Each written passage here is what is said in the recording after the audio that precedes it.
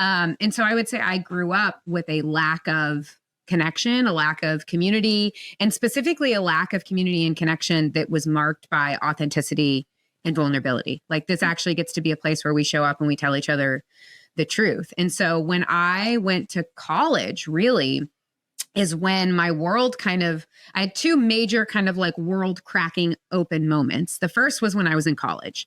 And I remember going like, I'm not in my family's home anymore. I'm now building my own life as an adult. I have some agency over the type of relationships that I want to be in. And I don't want to live like this anymore. Like I want to be able to tell the whole truth and nothing but the truth and to be known. You know, there's a beautiful Tim Keller quote where he says, to be loved but not known is comforting but superficial. That's where I feel like I was at. I was like, yeah, people like me, but if they only knew. But to be known and not loved is our greatest fear, right?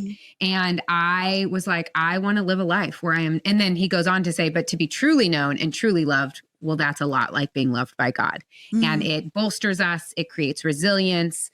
That is what we need to do this life. And so I think that was my first taste of it. And so I started really investing in female friendships in college and really putting some kind of like structure and intentionality around it. And that took for me in my early days, the form of like a Monday night house meeting. And there were 6 girls. We all lived in a house. And every Monday night at 10 p.m., there was kind of this high commitment, like at 10 p.m., which that's how you know you're in college when you're starting meetings at 10 p.m. Like, Lord bless us. Yeah, right. Yeah, it's so offensive now. Like, absolutely not. But where we come and where we share about what's going on in our lives when we address hard things that might be happening interpersonally between us, because I think that was a huge takeaway from my upbringing is the temptation to be like, it's not a problem. It's not a problem. It's not a problem. Right. And then it blows up and it's a massive problem. And being like, hey, we're 6 girls and we're sharing one house that frankly should probably be condemned. Like we're living very close to one another. Stuff is going to come up. So let's have like a place and a process to like really do that.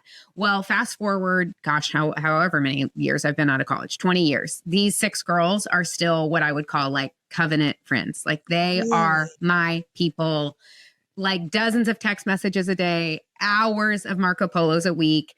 And so I'm a huge believer in seeing how these small acts of intentionality and commitment, not always, of course, it's not a guarantee, but can result in these relationships